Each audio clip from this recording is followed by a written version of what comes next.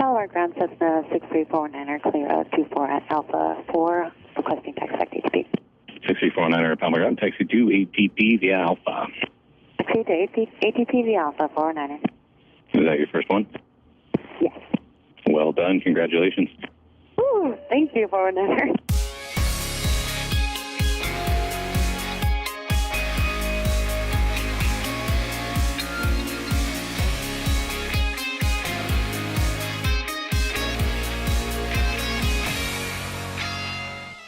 Unfair pricing. 2 active Part 13 complaints. Violates FAA grant assurances. And you're not doing your job. Monopoly position. Fair, reasonable, non-discriminatory. Egregious fees. 10 watch airports. Limit access and charge high prices, high prices, high prices. Yep, yeah, here we go again. You know, I hope AOPA doesn't mind me using their audio there, but it's a thank you, you guys, if you're listening, for all the hard work that you guys do to fight that kind of thing. Now, those comments, of course, are from AOPA's president, Mark Baker, and AOPA Live host, Melissa Rudinger. And they made a really great video of AOPA Live during Sun and Fun. And if you guys want to check it out, which you definitely should, there's a link in the show notes. So obviously, we've talked about this more than once before, but it's something near and dear to me since every time I fly, every time all of us fly, of course, the topic of FBO pricing is going to come up. And because my whole career also started in line service. As a matter of fact, it was actually an FBO takeover, which landed me in my first job ever, way back when. And as I sit at work doing my thing, I look out at a sea of fixed base operators, and I remember how we used to have 5 FBOs on this field. 5. It's crazy. Now we have 4. What happened was one of the big 2 chains, well, they took over the largest one about a year ago, and then recently they bought out the other one right next door. But luckily, there's still quite a bit of competition here, so the fees haven't gone up too much. But what if we lived in a world where fees just weren't a thing? How cool would that be? Well, there's an FBO in New York, and they're getting pretty close, and it's run by this guy. My name's Randy Pitti. Randy contacted me because he heard last year's episodes about the FBO business, and they really struck a chord with him too. I run our FBO here for Hawthorne Aviation and KISP. We're in New York in Ronkonkoma. Now, before we start, I want to make sure I'm really clear, though. I'm not in partnership or affiliation with any FBO, not his, not any other. And I'm also, on the other side, not trying to vilify anybody for running a business or charging any kind of fee ever. I just think that it would be the most fair if pricing was always fair, reasonable, non-discriminatory. Yeah, that. Thanks, Mr. Baker. So according to Randy, his company's pricing is, and it all started in 2007. We expanded from XLair. It was just a mom and pop charter company, formed in the 80s, and until 2007, it was really just handling base aircraft, just doing the fuelings there. It wasn't until 2012 where Hawthorne Aviation, based out of Charleston, acquired XLair. And it was a way for XLair to kind of broaden their footprint and create an FBO that served not only our base jets, but also transient jets as well. It was, XLair was always a privately held company, but kind of we turned into more of a corporate type company in 2012 when, we were acquired. So. Okay. So when that happened, you guys probably made a couple changes to your ramp fee policy, and that's why you initially contacted me, right? Right. So, yeah. So when I listened to that episode regarding FBOs and the extraordinary fees that most jets have to take in order to waive the ramp fees and whatnot, I remember you touched on a story in Baltimore of $1,000 or whatever it was. And so pretty much when the FBO was started here, it was more of a way to attract business. And personally, I believe that a lot of these jets are coming here anyway. And if you're going to also stamp a fee to just use the ramp, it kind of discourages someone that may not have come to Islip anyway. We're outside the Teterboroughs of the world, the big hubs like White Plains. So, a lot of times where we're maybe servicing a quarter share company, they're going to bounce right over to Teterboro anyway. So, there's no reason to really bang them over the head with a fee that, just to take 100 gallons is really not much, on our side. So, and they these operators don't want to pay these fees that they don't have to. So we thought it was a good way to expand the business and kind of attract attention. Absolutely. Now, have any of them talked about that with you? Like, if any of them called to say, hey, we use you guys now just because of that policy or anything? Right. Yeah, that's exactly true. And actually, that's a big thing that We get guys that come in all the time on various jets, and that's the first thing that comes out of their mouth. They say, "Hey, what's your minimum?" And it's like, "We don't have minimums." And it's like, "Huh? What do you mean?" So we've actually gained quite a number of contracts. We're the preferred FBO on the field to NetJets, ExoJet.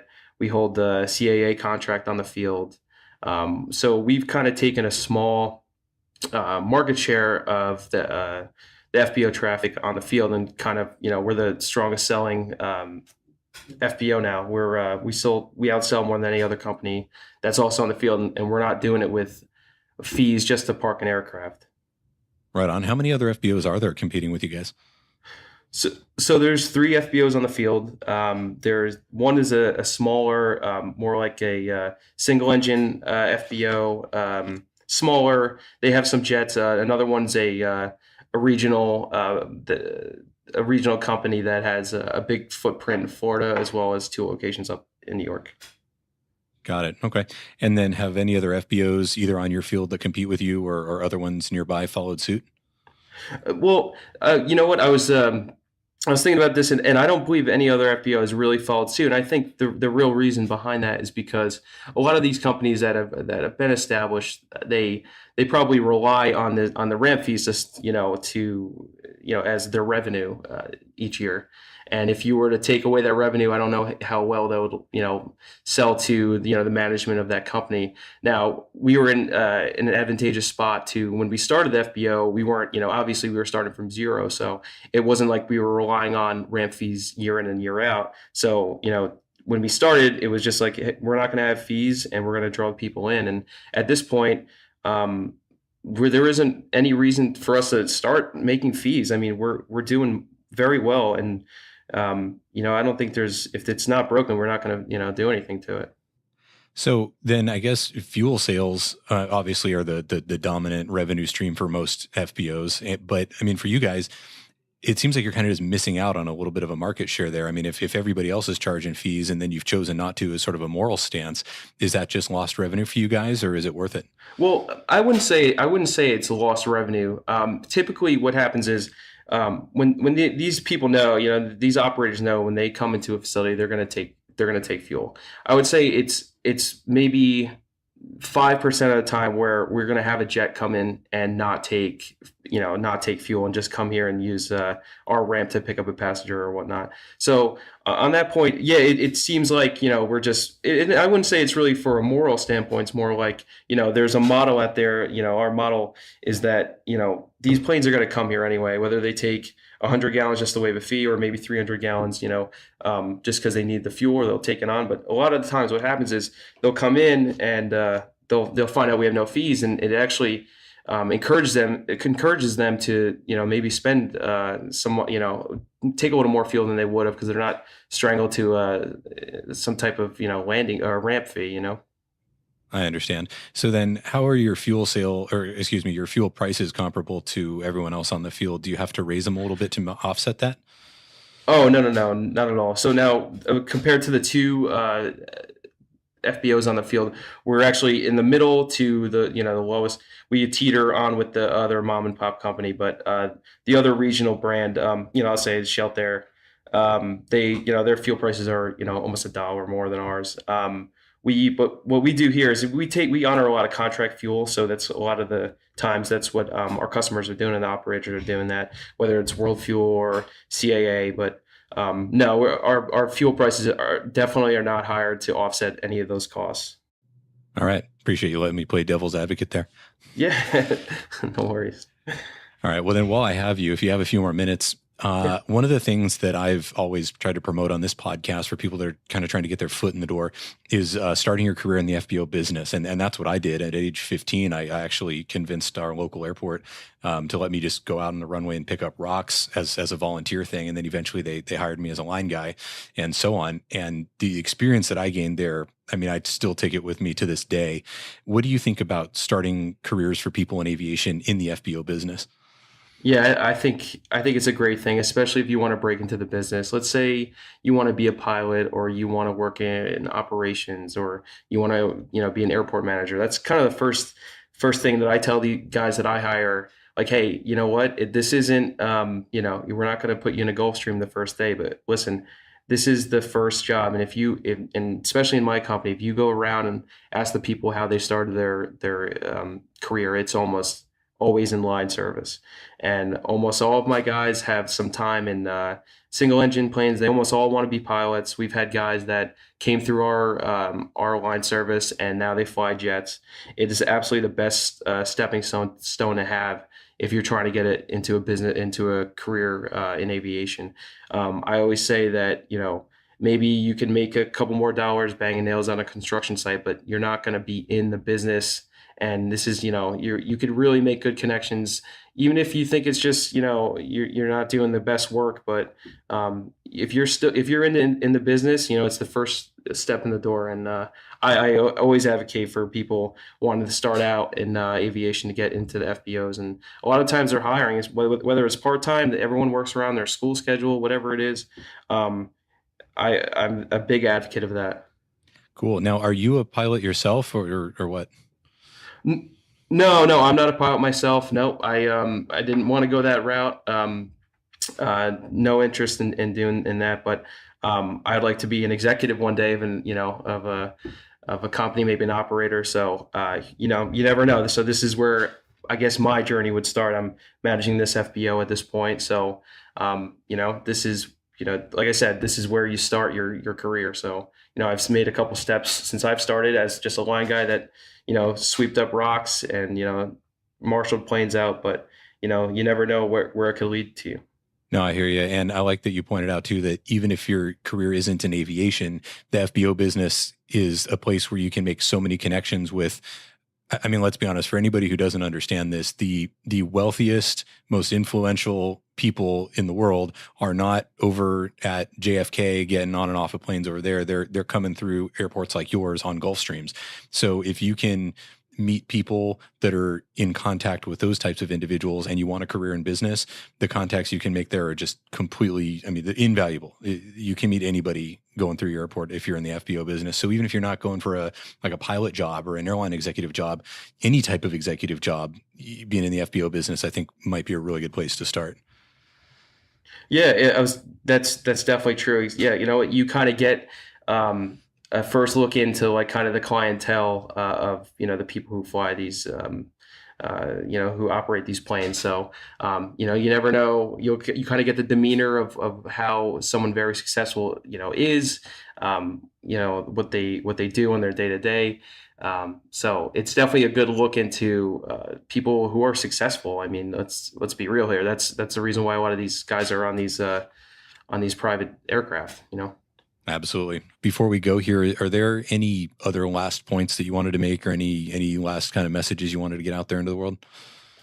I was just going to say again that I just wish, that FBOs didn't rely on these fees so much and it wouldn't discourage kind of people from, going to airports that they wouldn't necessarily go to just, to avoid these fees. But I think being in the FBO business is a great way to start your career, whether you want to stay in this business or you want to take it somewhere else. But it's really showed me a lot in how, a business is run and our guys really appreciate the work, and it's hard work. And actually something you had said was that you took care of the snow removal and all that. And it's kind of like one day I could be doing a Microsoft Excel spreadsheet on our fuel sales and are comparable to the year before. And the next day I'm plowing snow. So you never know what you're going to get in working with an FBO. So it's a huge diversification of work here. So I really enjoy it. Well, as a non-uber wealthy pilot, it's kind of nice to know that there are some FBOs out there being run by people with his attitude. I think it's cool. And you know what? You know who else that reminds me of? I'm a young, inspiring airline pilot. That's right. Community member Anthony. It's been about a year since his company took over from one of the big two at John Wayne Airport in Orange County. He works for ACI, and ACI's policies, well, they were a little more lenient than their predecessors, that's for sure. And that sounds great to me. But in one of the most expensive markets in the country, was it a good move? All right, so last time we checked in with you then, it's been pretty much a year since your company ACI took over for the what would I say, the person they took over for it, John Wayne, and all kinds of articles have been written on this one. But how's it been for the last year? It's been good. We started off with a pretty awesome from the startup, good fan base of people coming in, and then over the past few months, it's grown significantly with new charters coming in. We have NetJets, we have FlexJet, Flight Options, Jet Suite. All those guys are coming in here now. And were they in there before, or did they decide to change over since ACI took over? So from the start, we had NetJets come in from the start, and then FlexJet, Flight Options, and Jet Suite were actually all over at Atlantic Aviation. We didn't, from the start, we don't blame them. I mean, everybody wants to go to the chain where the name they recognize, but over time we've acquired partnerships and friendships with these carriers. So we're going to be getting more and more over time. We just got to announce that Jet Suite X is going to be coming to us starting, I think, about next month. So that's going to be a huge operator for us on having a 35 passenger airplane coming into us on a daily basis. Yeah, where are they going to be flying to? Man, I think Las Vegas. I think that's going to be a Vegas hop. Sounds good. Yeah, actually, my airport just had that too. We had a CRJ 700. They kind of pulled out temporarily, but they swear they're going to be back in June. We'll see about that. But yeah, it's pretty cool. Just hop a flight to Vegas. Yeah, it's going to be cool. They're going to, I don't know if you've ever seen the business model of Jet Suite X, but it's all airline operation, but it's all operated out of FBOs.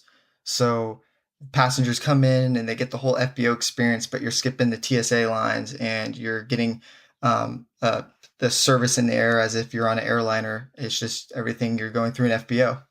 Yeah, so it's pretty much the best of both worlds. It is, pretty much.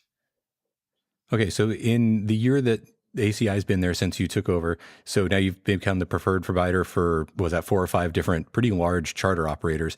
And what's been the reaction as far as general aviation's concerned, like the smaller guys? What do they think? The small general aviation since the beginning has increased significantly. Before, we would only have around maybe 1 or 2 airplanes that was transient coming in to come see what's going on. And just yesterday, when I was on the ramp, I went out and go flying, and just yesterday alone, we had about 8 general aviation airplanes on the ramp. So it's been a huge increase from what it was before. So I mean, people are coming in to go get their $100 hamburgers or whatever they want to do. They want to just come check it out, or they've heard of the stuff in the area they can do. So people will come in. We give them 3 hours of free parking, so they don't even have to pay any ramp fees. They don't have to take any fuel. It's just a parking place that's free to use for 3 hours, and you get all the same amenities as if you're on the G650. Okay, sounds good. And then after those 3 hours, would you say that ACI's fees are reasonable and in line with the rest of the world? Yeah, they're pretty reasonable. For the most part, mostly all transient general aviation that comes in, they'll take some fuel. I mean, so they're usually flying from within a 1 hour's reach. Mostly people are doing cross countries and stuff, or want to take their friends out somewhere cool. So most people take fuel, and the fees are very reasonable. Okay. And then for fuel prices, how would you say you guys compare both to your competition on the field and sort of the Southern California area in general? I can tell you this, it's a lot cheaper than it used to be. It's staying fairly low. I mean, gas prices are, especially avgas is insanely expensive. So there's only so much we can do, but for the most part, we try to do whatever we can to not get people for high fees afterwards. So that's where we implemented the 3 hours of free parking. So people aren't feeling pressured to just take fuel just because they're parking there. They can come and enjoy the amenities that they have, and then the fuel is reasonably priced. But of course, it's avgas, so anywhere you go, it's going to be a fairly high dollar. Sure. And of course, your airport is in one of the most expensive areas in the entire country. So it is reasonable that prices might be a little bit higher there, of course. And of course, there are alternates that aren't very far away that definitely cater to general aviation, because your airport, of course, is full of airline traffic as well, full-blown mainline Part 121 stuff. So that's really neat, though, that despite the fact that you've got sort of a duopoly at the airport, that your company's still chosen to at least give that 3-hour window? Because I think most people probably fall within that 3 hours anyway, right? Yeah, for the most part, most people fall in that 3 hours.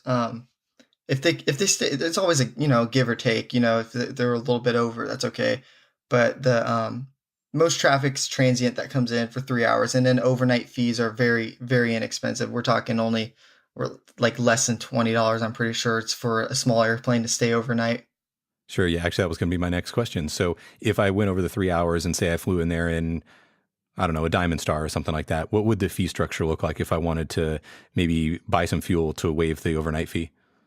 So the fee structure for if you're flying in on, let's just say, a Diamond Star, if initially you're going to get 3 hours of free parking. So that's just regardless of what you get, you're going to get 3 hours free, which is totally awesome. That's enough time to go do whatever you want in a good amount of time. And past that, if you want to stay longer, there's a $60 ramp fee, and that's or you can take 20 gallons of fuel. And like I said, there's always a give or take. And also if you wanted to stay overnight, there's usually, I don't have the prices on hand, but there's usually a small overnight fee on top of that. Sure. Okay. Well, I can tell you what my personal experience with this, because I used to have a friend who worked in the Birch Street office complex right off the departure in there. I needed to pick him up to bring him somewhere else. We were attending a conference, and I actually had him drive to a different airport to pick him up, even though he literally could walk across the street to John Wayne at the time. And this was about 10 years ago. But at the time, there was almost no way to get in or out of there just for a pickup or a drop off, even if you're a returning customer, for less than about $100 at the time was what it would have looked like. So now to know that I could just drop in, pick somebody up or drop someone off and then leave with no fees, or maybe I'll pick up a couple gallons, but either way, that was it. I mean, that would definitely change my actions to use John Wayne again as a single engine pilot. Yeah, you can definitely see a significant increase in the amount of GA traffic just from that alone. And I know from us doing it, I know Atlantic has followed along just to try to stay competitive with us. So between both FBOs, we're just cranking out a lot of transient GA, and it's a huge increase, and it's something I haven't seen in a long time. Sure. Now, that begs the question, though, of course, if the fee structure is lower and you've got a bunch of small, not very thirsty airplanes on your ramp, but that still require ramp space and services and towing and marshaling and probably ask for courtesy cars and things like that, is it profitable to cater to smaller guys? Or would the business model of, you know what, forget them, we don't want them anyway unless they're paying us $100 and we're going for the multi-$1,000 fuel sale bills is the way we make money? Would you say it's profitable to stick with the still catering to the small guys model? From a business standpoint, I don't think the smaller aviation aircraft are really making a big impact on business. But for the standpoint of we're in aviation and we're a small company, we're based out of San Luis Obispo. So, I mean, there's a lot of GA traffic small GA traffic comes in and out of there. I think our motto is we want to cater to all sorts of airplanes. We're FBO, we're fixed base operator that is there for small planes, the big planes, and we're trying to keep the GA general aviation alive here. So I think that's what our business motto is. Okay, that's fair. Yeah, it's just the question always keeps coming up of, is it worth it to cater to the little guys if you're also trying to cater to the big guys? You know, does it take up the space and take up the services and take up the time to make it all worth it? And I'm glad to see that you guys are saying that it is. I think ultimately in the long run, it is worth it, because these are future pilots that are typically flying these small airplanes. These are potential customers. You don't know who they know in the background. They could know someone who flies the G650. You don't know. They could be even a pilot for a G650. So, I mean, just from them coming in there, it's a network builder in itself, just for letting the small general aviation come in. Sure. I mean, oftentimes people don't seem to, or a lot of times people don't realize this, but it's sometimes the pilots who get to select the FBO that they go to. If the owners don't really care or there wasn't a preference given, then they can pick which one they go to, and they're going to pick that on a number of different reasons. I mean, most likely it's because they're going to have to sit there for a bunch of hours, so they're going to pick the one that's the nicest. But I mean, at the end of the day, yeah, if you can influence somebody to come to you instead of the competition for whatever reason, then that's got to be good for business, right? Yeah, absolutely. It's got to be it's really good for it, because like I said, the same pilots you see sometimes flying these small airplanes are sometimes the same pilots that are flying in these bigger jets in the area. Sure. Now, of course, in there you mentioned future pilots, and no interview on this podcast would be complete without talking about your career a little bit. And of course, we know that line service to me is very near and dear, but it is to you too. So how's your flight training coming? My flight training is coming along very good. Last time I talked to you, I had my private, and now I'm actually almost finished with my instrument rating. I'm very excited to get that finished up. It's been a very, very rewarding training, and it's been quite challenging too. So everyone that's listening out there, just know instrument training is not easy, but it's very rewarding in the long run. But for the line work, I've been doing line work for almost about 3 years now, and it's definitely one of those jobs that you're gonna miss when you're out of it. But it's one of those jobs that you just absolutely love, and it's addicting to be out there and marshaling planes and fueling and getting to work with all your buddies that work out on the ramp with you. And it's definitely one of those jobs. I think it's a great stepping stone for young aviators like me, or people who are thinking of coming in, because it's also not only a line job, it's also a networking job, because you don't know who's going to be coming in, or you're going to be talking to. Could be potentially maybe your next boss, or maybe you're talking to someone who could be your next flight instructor. You just never know who's going to walk out the doors of the aircraft there. Sure. Now, has being in line service changed your career path at all? I know you were wanting to go to like a Part 121 airline or something like that, but have you thought more about flying business aviation now?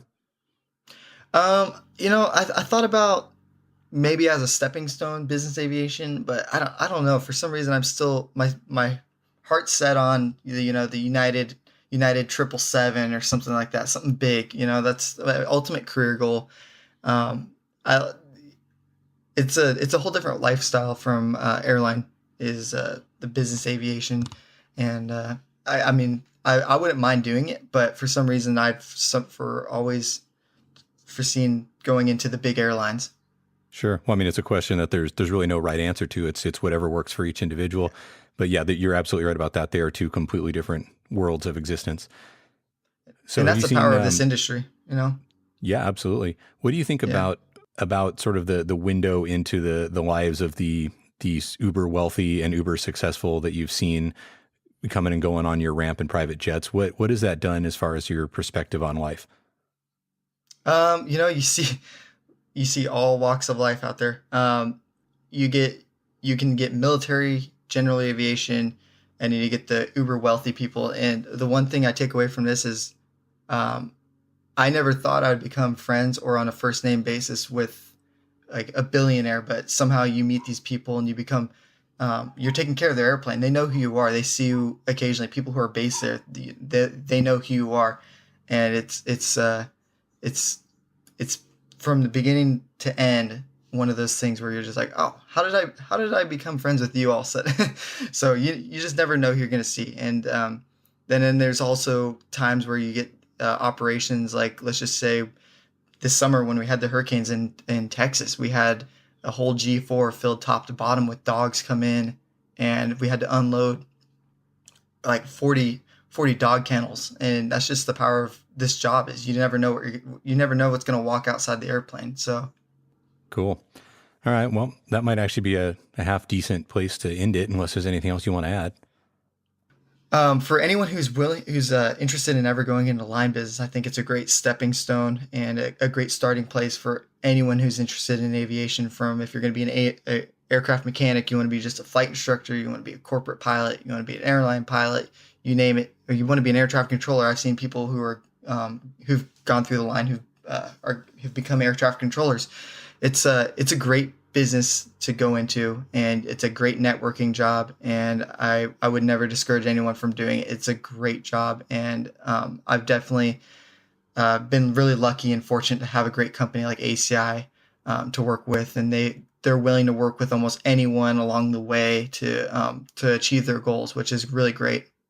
Cool. Yeah, you're talking about people that started in line service and ended up being controllers. Yeah, because you're talking to one right now. Oh, I didn't know that. That's awesome. Yeah. No, that's it. I mean, that's my whole career started in line service. That's it. That's why I'm so big on this. Like, it's one of those for people who get it jobs. And actually, we're trying to get a guy right now who used to work on the ramp right below my tower that I know pretty well, and he's kind of come full circle, and he ended up getting into ATC, and he's trying to get to our facility now, and we're doing our best to get him, because those guys that have done line service and so on, I mean, just know aviation. You obviously have to care to put that into it, and to get out really anything. I mean, you're not just going to roll into an FBO and be like, hey, I want a job fueling planes because I don't care about flying. I mean, it just doesn't work that way. I mean, you can do that maybe at an airline because you want the flight benefits or something, but you're not going to roll into an FBO like that, because I mean, the benefits are whatever they are, but I mean, you've got to care. And those people that have done that have really done the grind. I mean, they've fueled airplanes and gotten, jet fuel spilled all over them and dumped the lavs and dealt with all kinds of nastiness just to be there. And you're right, it's addicting. And then those people go on and really know what's going on behind the scenes, and guess who ends up being really successful? Those guys. Yep, absolutely. Yeah. And with that being said, I think it is one of the sharpest people you see out there flying. They'll always understand what the FBO business is like, and it's not just the basics of aviation. What the FBO working on the line is like. You learn more than just the basics, and you get to see the backgrounds and everything that basically brings aviation together happens all at a FBO. If you're ever interested in coming by ACI, just let them know Anthony sent you. And also, you guys can, if you guys are interested, you guys can get a hold of me on YouTube. I have a YouTube channel, Anthony Aviator. It's ANTHONY AVIATOR. And then if anyone has any other questions or anything like that, you can also reach out to me via Instagram, which is going to be Anthony ANTHONY _ Aviator AVIATOR. And then coming to ACI, just let them know Anthony sent you. The more I worked on this episode, the more I thought about just dropping what I was doing and heading back out to the ramp. Okay, well, that's not entirely true, but I do look back at my first job fondly, and I always will. And something tells me that Randy and Anthony, well, they're going to also. And hopefully we can keep following these guys throughout their careers as they develop and give you a real-time look at how a career in this industry really pans out. And like I said before, in the interest of journalistic integrity, of course, the point of this whole talk that we're having today is to expose what's going on in the industry realistically. And of course, to expose those of you who may be new to aviation to career fields that might help you get where you're wanting to go. Now, I'm not affiliated with any of the businesses discussed today. I'm not being paid to promote them or anything, and nor am I trying to paint any other businesses in a negative light. These guys were just kind enough to reach out to me to share their stories, and for that, I thank them. So what about you? Did you start at an FBO? Do you have any great line service experiences you want to share? You want me to put you in touch with one of these guys? Shoot me an email. And if you want to talk more in depth with me, let's do a remote session or a hangout. You can go to podcastingonaplane.com/contact to book that. And while you're at it, don't forget about your best landing ever, because we'd all love to hear it on the next episode. We'll see you later.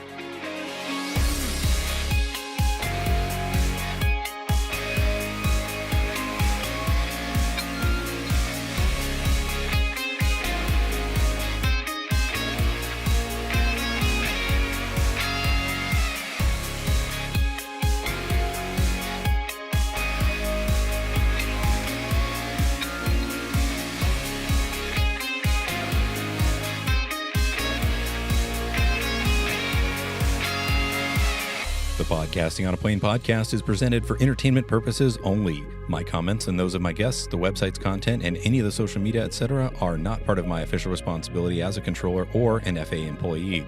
The views and opinions you hear on the podcast are mine and those of my guests, and not necessarily that of the FAA. There is no nexus between podcasting on a plane and the FAA. Also, while I am a CFI, I'm not your CFI. Nor am I your mechanic, your doctor, your shrink, or your spouse. This podcast is presented for entertainment, camaraderie, and fun, but is in no way, shape, or form professional advice. It's not legal counsel, and it's definitely not flight instruction. If you are in need of professional advice, get some from somewhere more appropriate than a podcast, no matter how good this one may be.